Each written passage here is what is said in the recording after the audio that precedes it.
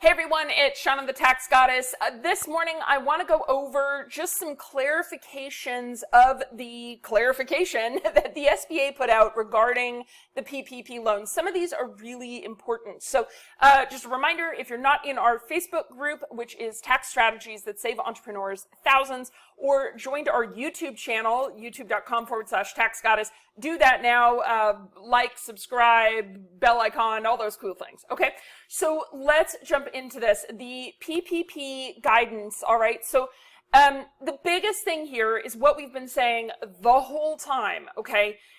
Make sure you're telling everyone everything, and make sure that you're doing it correctly. All right, now I'm going to go through what the guidance said, and then I'm going to go to a couple of examples, okay, because it's actually really odd kind of what's happening here. So a couple of things on the guidance, all right? Big question had come up, listen, my payroll, you get the PPP loan, you got to spend it in 8 weeks. That was super clear.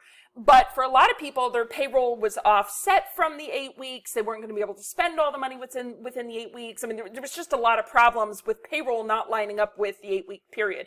So guidance was released, and I know we've already covered that in another video, that effectively you can establish an alternate method for determining when the 8-week period starts, okay? And really what they're trying to say is, listen, we're not making everybody switch their payroll periods to tie to this 8-week period, okay?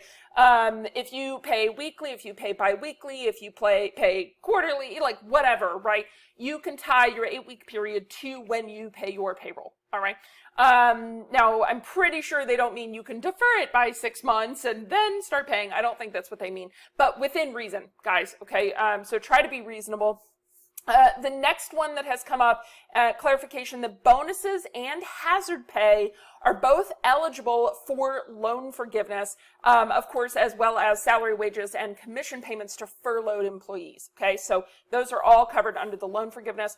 There is a cap. There is a direct cap on owner employees and self-employed individuals. That maximum payroll is $15,385 across that 8-week period. So do not bypass that number, okay? Clarification on when non-payroll costs must be incurred or paid to qualify for forgiveness. This is a big one.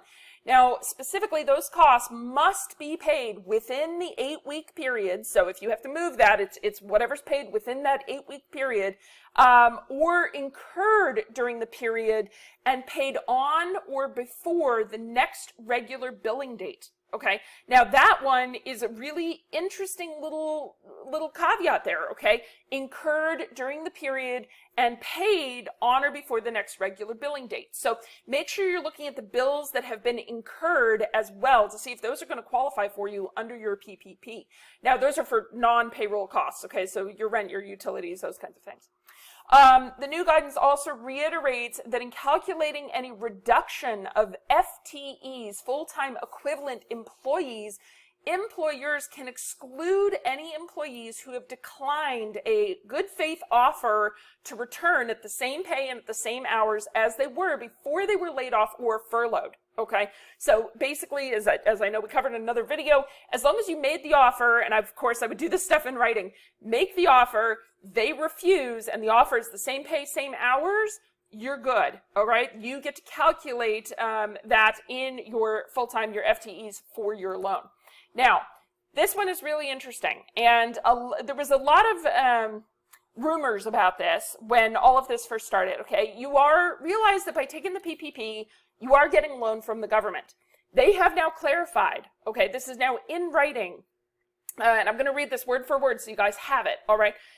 This establishes that the SBA may review any PPP loan, regardless of size, to determine if the borrower is eligible for the PPP loan under the CARES Act, so that's number one, are you eligible? Number two, whether the borrower calculated the loan amount correctly and used the funds for eligible costs. Ding, ding, ding. Was this calculated correctly? Okay, this is huge, guys. And three, whether the borrower is eligible for the amount of loan forgiveness that the borrower requests. All right. Now I want to come back to point 2, and this is where I want to give you guys some examples, because I have literally now heard of 6. I've heard of 6 cases where, you as the borrower went to your bank, you turned in the information the bank asked for, the bank did whatever calculation the bank did, you got a loan amount that you were not qualified for. Huge problem right there. It is now in writing, okay, whether the borrower calculated the loan amount correctly and used the funds for eligible costs. Effectively, what they're saying here is, we don't care that the bank mucked up. You, as the borrower, should have calculated and should have had the proper amount. So, guys, I'm telling you right now, if you got a dollar amount that you were not supposed to get, okay, the bank messed up, you turned in documents and it wasn't clear, whatever it is, you need to give that money back. Now, that is my suggestion. That is what is in writing. This is, clarification. This is not, we're not sure if this is going to lead, I have an odd feeling this is going to lead to a lot of court cases, to a lot of lawsuits, okay? So basically, going back to my very original statement, tell everybody the truth all the time, all right? And if you got something that you weren't supposed to get, give it back, all right? You do not want the government coming to look at you, because I can almost promise you that if you take money that is not supposed to be yours, one, they will ban you from ever getting an SBA loan in the future ever again. And two, they do tie kind of to the IRS. It is all the government, so be prepared to be audited, okay? So again, if you got money that was not yours, give it back, right? Don't spend it, give it back, all right?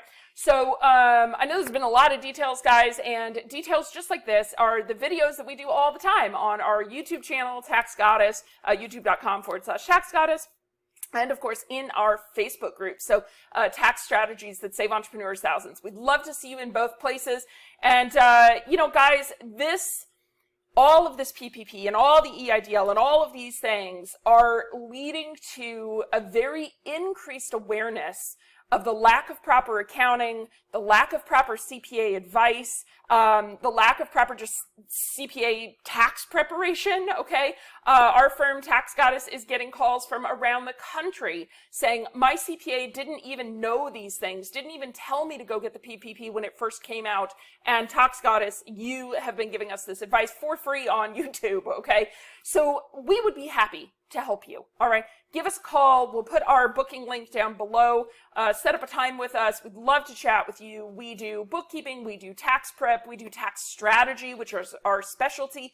We are ranked in the top 1% in the country for tax strategy. And if you guys couldn't tell, it's my passion. So love to help you guys. And if you have any questions whatsoever, post them down below. We'll try to get you guys answers as fast as we can.